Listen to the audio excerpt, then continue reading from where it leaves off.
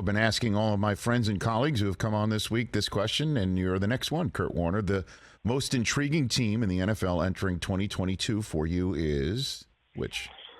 Wow, most intriguing. Yes, sir. How are people answering it? Okay, like Mark. in terms of... Sure, Mark Schlereth threw out Tampa Bay, and I would agree with that because of the Brady of it all and the Todd Bowles of it all, and how this could be Brady's final window. Julio Jones is now on that team. Daniel Jeremiah, our colleague from NFL Network, said Minnesota.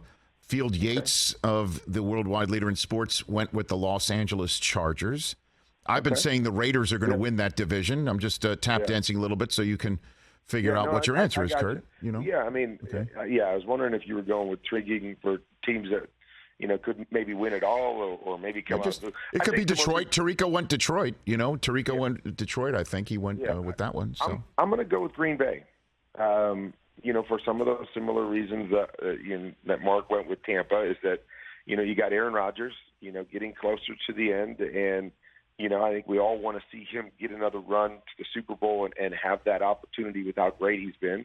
No Devontae Adams. So we've heard the joke from Aaron this week, Hall of Famer to Hall of Famer. That was who's gonna step up on the outside to help Aaron become? Do we see more of Aaron's greatness because now there is no Devontae Adams? Does this team look completely different? Do they start to run the football? And is their pass game, could it possibly be a complementary piece when you have Aaron Rodgers? Can they get back there without that guy? You look at Tampa, they just signed Julio Jones. I mean, they got that guy everywhere. If all those guys play that well, they've got a number one guy everywhere across the board.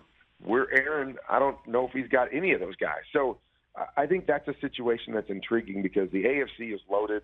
You can look at a lot of those teams and be intrigued by them.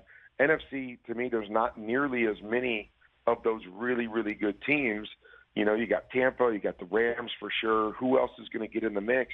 You got to believe Green Bay is going to be around, but do they have enough to really compete with those top teams in the NFC? And that's my last question for you. Are the defending Super Bowl champs, and your concerns or your thoughts on their ability to repeat? It seems like they're just going to run it back.